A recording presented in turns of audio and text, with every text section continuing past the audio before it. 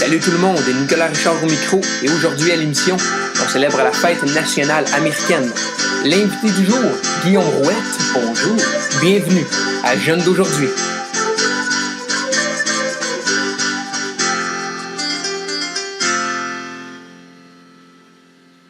Salut tout le monde, j'espère que vous allez merveilleusement bien. Guillaume, bonjour. Bonjour, ça va bien? Ça va bien. Comment vas-tu? Ça va très bien. Avant de commencer, toujours faire un petit peu d'actualité.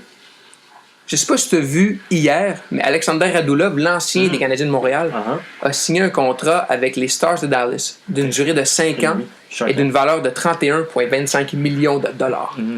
On pense que c'est un gros montant, mais en fait, c'est parce que les dentistes là-bas coûtent très cher au Texas. Pour se faire ranger les deux palettes, il faudrait qu'il y ait un gros montant. Ça va y prendre ça, hein? 1er juillet aussi, oui. C'était la fête du Canada qui célébrait son 150e anniversaire. Bien sûr. Et pour souligner l'événement et pour promouvoir, dans le fond, les artistes d'ici, ils ont eu la brillante idée d'inviter U2 à chanter. Oh, wow! Alors, Très canadien. Aussi, qui dit 1er juillet, dit journée de déménagement. Oui. Et je sais pas si tu as eu la chance d'aller à Montréal dans les derniers jours. Oui. Mais avec tout le matériel et les débris qu'il y avait abandonnés sur le trottoir, on dirait que Hochelaga Maisonneuve a pris de l'expansion. Je sais pas si c'est un petit bout que j'avais pas été, mais on dirait. Et là. Il y a une récente étude aussi que j'ai vue dans la presse qui montre que 14 988 étudiants à travers le Québec doivent s'inscrire à des cours de mise à jour en langue, de mise à niveau en fait, en arrivant au cégep. OK. Bon, au moins, ces gens-là auront l'opportunité de travailler aux Oscars puis de mettre les gagnants dans les enveloppes. Aïe. C'est ces gens-là qui ont des chances pour leur avenir. On dit aussi, dans le Journal de Montréal que j'ai lu ce matin, qu'à travers les différents festivals qui auront lieu au Québec cet été, 75% des artistes vont être des hommes, contre versus seulement 25% qui sont des femmes. Pourtant, même si les hommes sont 3 fois plus nombreux, il y a une seule artiste qui a rempli 3 métropolis et elle s'appelle Charlotte Cardin. Aïe. Là-dessus, on va accueillir notre premier invité, Guillaume Rouette. Bien sûr. Bonjour Guillaume. Bonjour. Avec toi aujourd'hui, j'avais envie de parler d'un truc qu'on a peut-être en commun, mais que tu développes beaucoup plus que moi, à vrai dire, qui est les Américains, en fait. Les États-Unis. Tu es un grand passionné de l'histoire, de la politique, de la culture. Vraiment, à grande échelle, t'aimes les États-Unis. Aujourd'hui, j'avais envie d'en parler avec toi, vu que le 4 juillet, c'est la fête des Américains. La fête nationale de l'indépendance. J'aime le côté plus culturel de la chose. Voilà. Première question que j'avais à te poser, c'est t'es un grand passionné, comme je l'ai dit. Pourquoi? Pourquoi les États-Unis? Pourquoi t'intéresser à eux? En fait, c'est pas le pays tant que ça qui m'intéresse, mais je pense que c'est leur influence que je trouve intéressante, puis l'impact qu'ils ont eu sur nous. Fait que je trouve ça important d'en apprendre sur eux, puis de savoir comment être influencé par eux, parce que bon, ils ont des bons et des mauvais. Mais je pense que c'est intéressant de s'intéresser à une culture qui a tellement une grande influence sur nous, en fait. Puis ça fait longtemps qu'on se connaît. Oui. Je me rappelle plus, ça fait depuis combien de temps que tu tripes sur les États-Unis? Ça fait combien de temps que tu t'intéresses à ça? Ça fait peut-être début du secondaire, donc quelques années quand même déjà. Puis qu'est-ce qui t'a poussé justement du jour au lendemain à décider de... Je sais pas honnêtement, je pense que c'est tout d'un coup un peu. Peut-être les cours d'histoire, tu sais, je veux dire, les États-Unis, c'est un nom qui revient souvent dans nos cours, fait que peu à peu, je me suis mis à m'intéresser à savoir donc un peu plus à quoi ça ressemblait ce pays-là. Et qu'est-ce que t'envies aux Américains qu'on a moins ici? Peut-être un certain attachement à notre culture. Donc, je veux dire... le patriotisme, autrement dit. Peut-être, mais je veux dire un patriotisme dans le sens où au moins on va être fier de ce qu'on fait chez nous, puis être capable de le partager à une plus grande échelle. Il y a quelques années, tu as vécu le jour de l'indépendance là-bas aux États-Unis pendant que tu étais au Lake George. Qu'est-ce que tu retiens de cette expérience-là? Je pense que c'est, comme je l'ai dit un peu, c'était l'attachement au pays que tu vois vraiment dans les yeux de tous les habitants. Je veux dire, ils ont un drapeau à accrocher devant chacune des portes. Mais tu sais, nous autres au Québec, quand on fait de la Saint-Jean, il y a quelques drapeaux. Ouais, c'est fort. Des artistes plus ou moins connus avec beaucoup de bière. Mais là-bas, ça ressemble à quoi? Comment on fait ça? Honnêtement, c'est sûr que c'est le gros rave aussi. Là. Okay. C'est juste que nous autres, rarement on va fêter la Saint-Jean pour fêter le Québec tant que ça. Tandis que les autres vont vraiment fêter leur pays. T'sais. Nous autres, c'est juste une occasion de plus pour... Puis ils fêtent leur pays, mais ils fêtent aussi l'histoire derrière. En effet, voilà. Tandis que nous, on n'est pas vraiment... je dis pas que c'est nécessairement mauvais, mais juste que de leur côté, c'est différent à ce niveau-là. Et trouves-tu qu'ici, ou à travers le monde, on donne une bonne image des États-Unis? Trouves-tu qu'on en parle à sa juste valeur? Ouais, mais je veux dire, comme j'ai dit,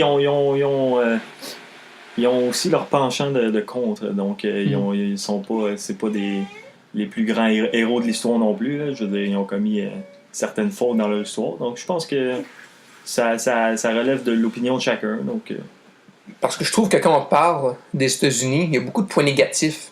Mais les États-Unis, c'est un peuple avant-gardiste, c'est un peuple patriotiste, c'est un peuple qui a fait beaucoup encore aujourd'hui. Parce que je sais pas ce que t'en penses, mais je trouve qu'on en parle des fois. Comme j'ai dit, c'est un peuple très influent, donc c'est juste de savoir ce qu'ils ont fait de bon, puis ce qu'ils ont fait de mal, puis de pas nuancer les deux trop. Ben comment tu y arrives, toi? Tu dis t'es un grand passionné des États-Unis. Ben faut juste t'informer un peu. Pourquoi t'es pas allé de l'autre penchant puis dire j'aime pas tant que ça les États-Unis? T'sais? Ben il faut juste, comme je dis, ça dépend à quoi tu t'intéresses. C'est sûr que si tu rentres un peu trop dans la politique, tu vas voir des affaires un peu tout croche, mais ça, des affaires tout croche, il y en a partout. Donc, que ce soit. Tu sais, moi, je veux dire, je suis plus un gars de culture et tu sais, fait qu'à ce niveau-là, je pense que les États-Unis sont très très riches. Là, donc, j'ai pas trop de problème à m'attacher à ça. Mais à ton avis, concrètement, pourquoi on devrait s'intéresser à l'histoire de Nouvelle-Zélande du Sud? T'sais, à l'histoire, mais aussi à l'actualité. Ouais. Ben, pour leur influence, comme j'ai dit au début, je veux dire, on a tout ce qu'on voit autour de nous quasiment vient de ce pays-là ou du moins a été influencé par ce pays-là. Donc, de savoir d'où ça vient en partant, c'est un bon début.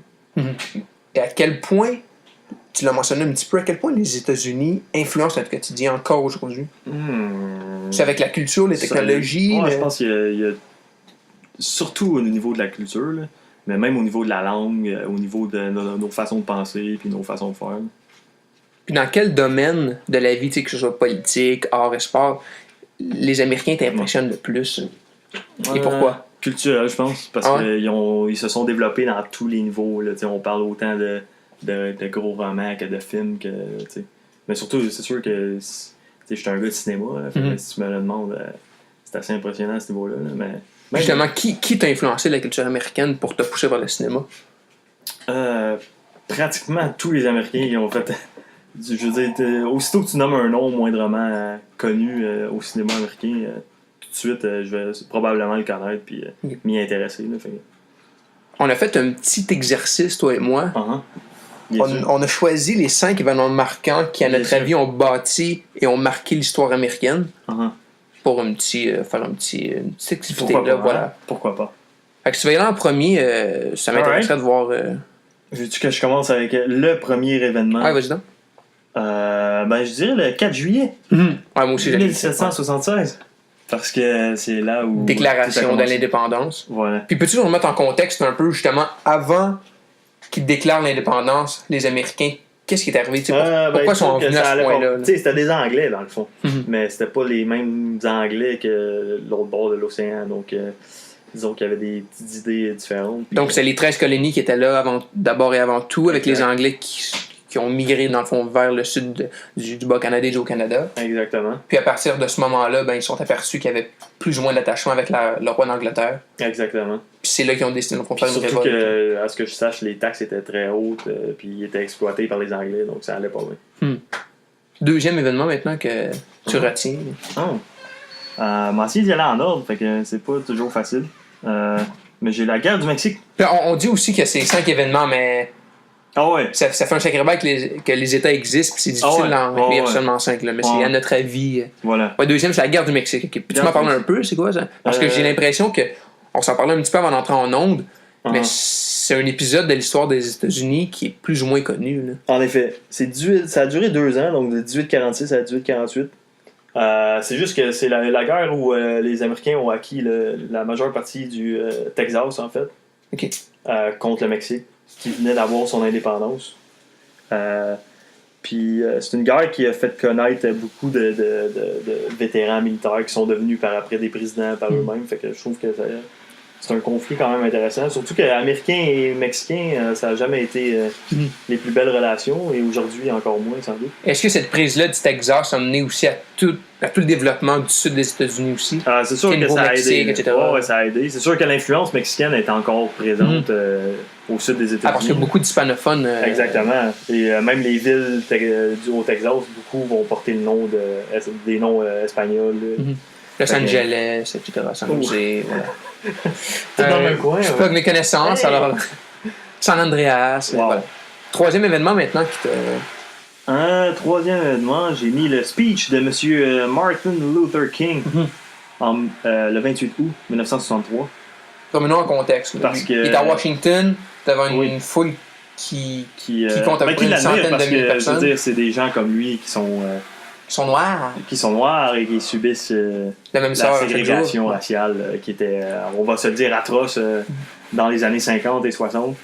Et Luther King qui a fait un speech qui est encore aujourd'hui étudié par la plupart des grandes écoles américaines. Mais à quel point ça a été déterminant dans cette lutte-là de la ségrégation? Je pense que ce qui est beau avec ça, ça me rappelle un peu Mandela, ce qu'il a fait un peu plus tard.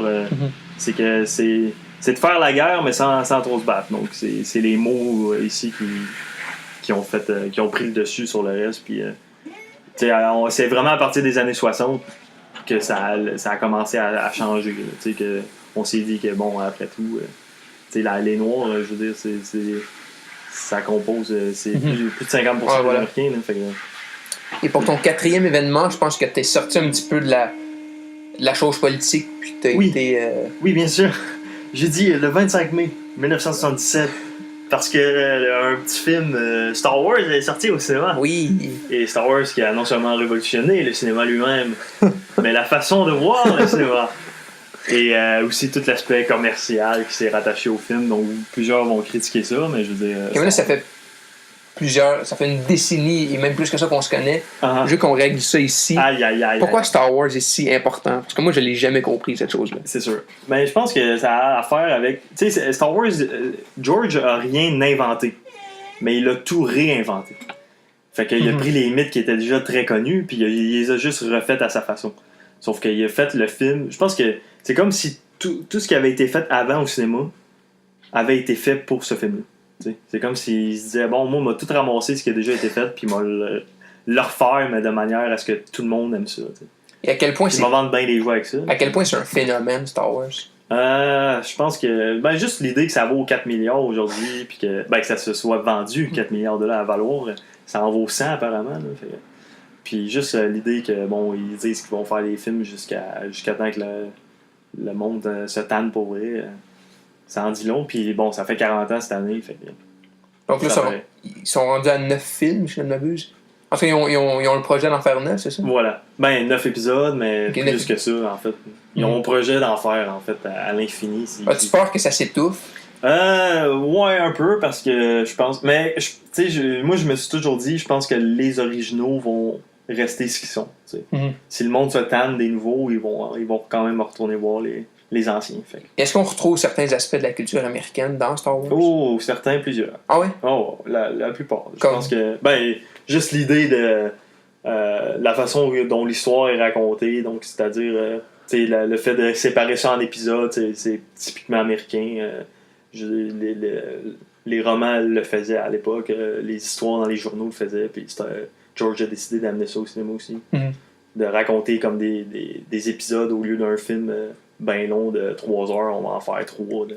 Puis tu dis que ça a été influencé par plusieurs autres films qui ont donné Star Wars, mais est-ce que Star Wars, en fond, a inspiré une autre vague de films américains? Je veux dire, tout ce qui est fantasy et science-fiction moderne, c'est certainement inspiré de Star Wars. Là, je veux dire, quand on pense aux films Marvel des dernières années, on écoute qui les a fait, puis ils vont toujours dire « Ah oui, Star Wars, j'ai grandi avec Star Wars », des affaires comme ça.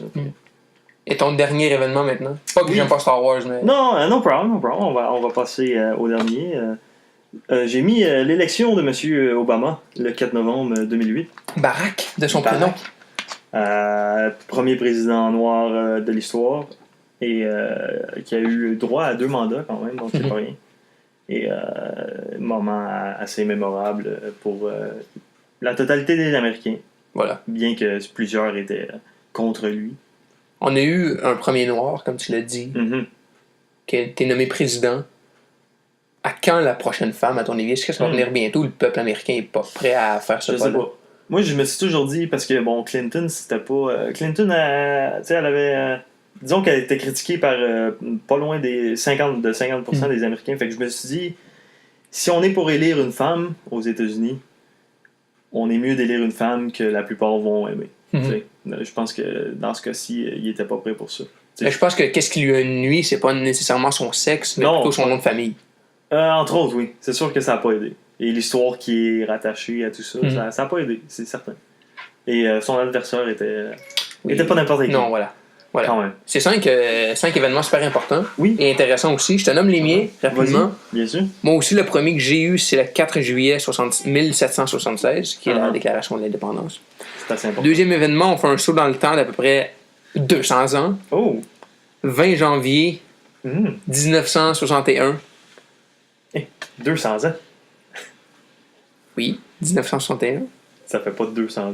1776 à 1961. Ah, d'accord, on pensait d'aujourd'hui. Non. Non. D'accord. C'est John F. Kennedy. Bien sûr. Qui débute son premier et seul mandat en tant que président américain. Arrêtez beaucoup trop vite. John F. Kennedy, c'est un véritable mythe, pratiquement une idole pour moi. Je te nomme quelques événements brefs auxquels il a pris part. La crise des missiles de Cuba. Bien sûr. La baie des cochons. Il a essayé d'arrêter les menaces nucléaires. Il a participé à la course à l'espace. Il s'est opposé, au mur de Berlin. Il a fait un combat aussi pour l'égalité des genres, en fait. En effet. Fait que malgré un court règne d'à peu près 2 ans, il a fait beaucoup là, pour la société. Énormément, même. Énormément. C'est pas possiblement le meilleur, ou du moins... le plus grand, le plus important. L'un des meilleurs, et facilement le meilleur, selon moi, du 20e siècle. Parce que, tu sais, comme je l'ai dit, il y a John F. Kennedy, mais il y a toute la famille Kennedy qui est un véritable mythe, puis qui sont des icônes américaines. Qui sont malheureusement, pour la plupart, morts beaucoup trop jeunes aussi. Tu sais, on passe à son frère plus vieux, Joe, qui était supposé, lui, depuis sa tendre enfance, qui était destiné à être le président américain. Exactement. Mort à la guerre. C'est John F. qui a été finalement président. Et il y a ses 2 frères, Teddy et l'autre dont j'oublie le nom, Robert, qui étaient aussi en politique, qui ont été sénateurs tous les deux, mais qui ne sont jamais parvenus à devenir président. Mais toute cette famille-là qui vient du Massachusetts, oui. Dans le fond, sur la côte est américaine, c'est une famille, c'est une dynastie, cette famille-là. Exactement. Puis même son fils, à John F. Kennedy, qui est mort dans un accident d'avion, qui a fait aussi ses classes en politique, qui allait sans doute devenir le prochain président à la fin des années 90, début 2000. Fait que pour ça aussi, je pense que tout ce qui s'est fait, tout ce qui s'est écrit, tout ce qui s'est produit autour de la famille Kennedy, c'est super intéressant. Pour la plupart. Oui, surtout. Une famille maudite, malheureusement, parce qu'ils n'ont pas été chanceux. Non. Puis c'est une famille aimée pourtant, mais c'est une famille aussi qui est détestée à cause de toute cette influence, sans doute. Troisième événement, 22 novembre 63, Dallas, Texas, la mort de John F. Kennedy. Et oui. Pour ma part, c'est pourquoi j'ai une passion pour les Américains et pour les États-Unis, pour son histoire. C'est ça qui a déclenché, en fait, cette petite fibre-là chez moi. Parce que encore aujourd'hui, c'est un des plus grands mystères de l'histoire de l'humanité, ce qui s'est passé. Quoi qu'on a un petit indice de ce qui s'est passé, là, vous pouvez regarder le documentaire film JFK de 1991, réalisé par Stone, je pense. Et oui, voilà. Oliver Stone, qui est un excellent film, qui est une théorie qui me semble plausible. Oui, très possible. Mais à laquelle on est sûr de rien, en fait. Exactement. Un mystère incroyable. Mais si vous avez la chance de vous renseigner sur la vie de John F. Kennedy, c'est fascinant. En effet. De voir à quel point cet homme-là a travaillé. Puis, tu sais, oui, il y a un côté politique, mais il y a tout le côté aussi culturel, ses relations avec les femmes, sa famille. Exactement. Tout ça, c'est. Ah oui, c'était une vie rocambolesque. Puis c'est un homme qui a vécu de façon sérieuse, mais qui, à la fois, c'est un président comme les autres. C'était vraiment un gars qui représentait les Américains, puis ça qui était le peuple américain. Mieux que plusieurs des autres. Malgré cette espèce de différence-là qu'il y avait entre lui et le peuple américain au niveau de la classe sociale. En effet. Mon 4e événement, c'est le 17 octobre 1968, où Tommy Smith et John Carlos, qui ont levé leur poing au Jeu de Mexico, un peu dans la lignée du discours de Luther King. En effet. Je les avais en tête aussi, parce que c'est un événement... 68, c'est ça? 68, exactement. Et je pense que c'est l'année où Luther King a été assassiné, en fait. Donc c'était vraiment pour manifester devant la terre entière que les Noirs étaient capables de faire de grandes choses puis qu'ils se laisseraient pas faire avec le poing dans les airs comme ça. En effet. Et c'est assez... c'est un des bons moments, même sportifs, de tous les temps, là, selon moi. Voilà. 5e et dernier événement. Bien sûr. Un événement qui est pas très joyeux, mais c'est un événement important. C'est le 15 avril 2013, les attentats du marathon de Boston. Ah oui. Ça a réveillé chez moi cette galère-là. Ça a réveillé le côté patriotique, en fait, que j'ai pour les Américains. Parce qu'on dirait que c'est toute la planète qui était concernée.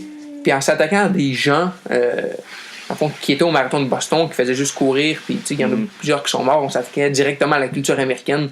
Surtout à Boston, qui est une des villes les plus importantes aux États-Unis. On s'attaquait en fait aux États-Unis puis au peuple en entier américain. Là. C'est vrai. Puis j'ai senti chez le...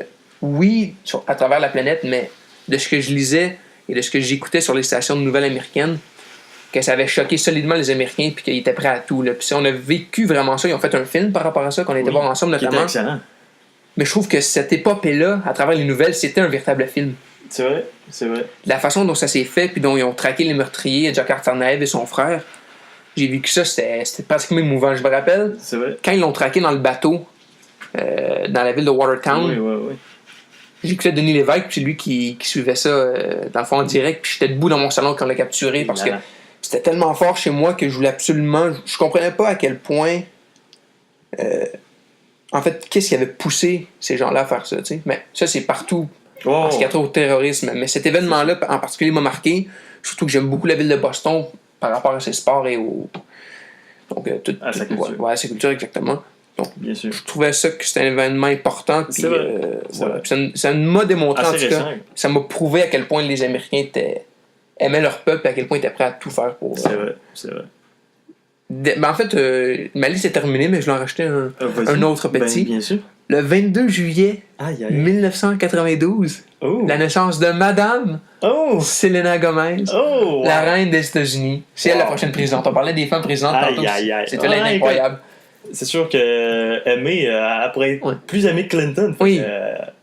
Puis, comédienne, chanteuse, activiste, représentante de l'UNICEF à travers la planète. Cette fille-là est quasi parfaite et je pense que... Toutes les qualités. Voilà, il fallait le mentionner parce que je ne pouvais... Les relations seraient très bonnes avec n'importe quelle autre dirigeance au sexe masculin parce qu'il n'y a pas grand homme qui ne voudrait mal s'entendre.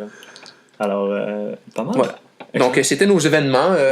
Écrivez-nous pour savoir ce que vous en pensez. Maintenant, d'un côté plus personnel, je voulais le mentionner parce que ça m'intéresse énormément puis ça me fascine puis je trouve ça un peu fucké limite. Là.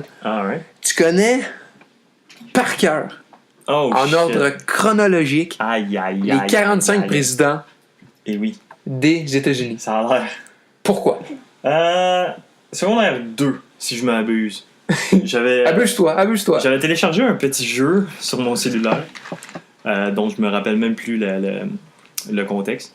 Et ça venait avec une petite application qui était comme un genre de quiz, puis il y avait une liste de tous les présidents. Et tu sais, quand tu reviens du secondaire en autobus et que tu as une demi-heure à faire, assez rapidement, tu vas avoir la tête dans ton cellulaire. Et là, je me suis mis à lire ça pour aucune raison précise. Et je les ai retenus. Et là, non seulement tu les connais, mais tu sais à peu près ce qu'on fait dans leur mandat et tu sais pourquoi leur mandat est arrêté. Il y avait toujours des petites anecdotes à leur sujet. Parmi les 45, lequel t'as le plus impressionné? Pas lequel est ton préféré, mais lequel tu as lu ces trucs et t'as fait aïe, ce gars-là, il mérite la reconnaissance. Tu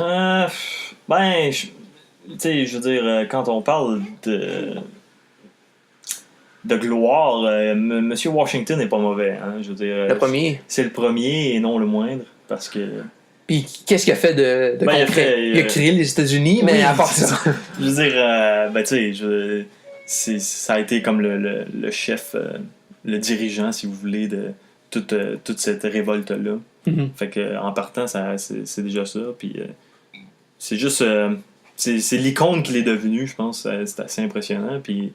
Je veux pas, il y a comme tu l'as dit, à lui tout seul. Ben, pas à lui tout seul, loin de là, mais je veux dire. Puis il reste des traces de ce qu'il a fait aujourd'hui. Exactement, c'est ça. C'est là où je voulais en venir. C'est que. Il en a fait beaucoup pour le pays, disons. Que ce soit la Constitution. Oui. Avec qui. Et la révolte. La révolte, voilà.